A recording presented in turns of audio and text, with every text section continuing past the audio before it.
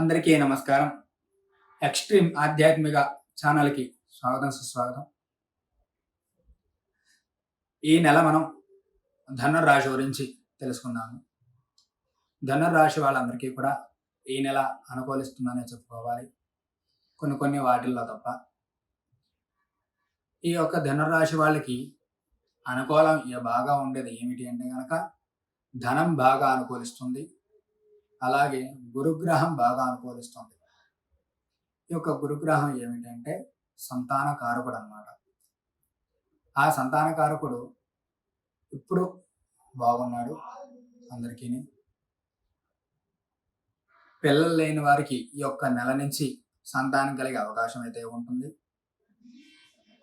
పితృ వంశానికి సంబంధించినటువంటి విషయాలన్నీ కూడా ఇప్పుడు మాట్లాడే అవకాశాలు అయితే ఉంటాయి. ఎలక్ట్రికల్ డిపార్ట్మెంట్ అంటే కరెంటుకి సంబంధించినటువంటి విషయాలు ఈ యొక్క నెలలో మీరు మాట్లాడుకునే అవకాశాలు అయితే ఉంటాయి.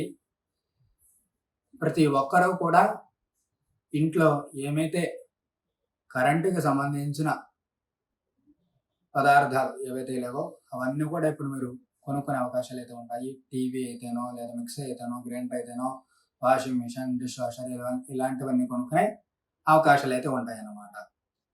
మీ ధనం ఖర్చు అవుతుంది, కానీ అది అవసరానికి ఖర్చు పెడతారు తప్ప వృధాగా అయితే ఖర్చు పెట్టరు.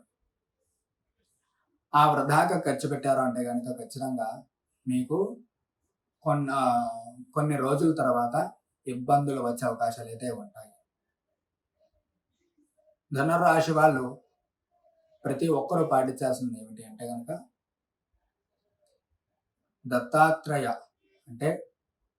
దత్తాత్రేయ స్వామివారిని కానీ లేదా దక్షిణామూర్తి స్వామివారిని కానీ బాగా ఆరాధిస్తే కనుక వాళ్ళందరికీ కూడా చాలా మంచి జరిగే అవకాశాలు అయితే ఉంటాయి. మంచి ఆలోచనలు వస్తాయి.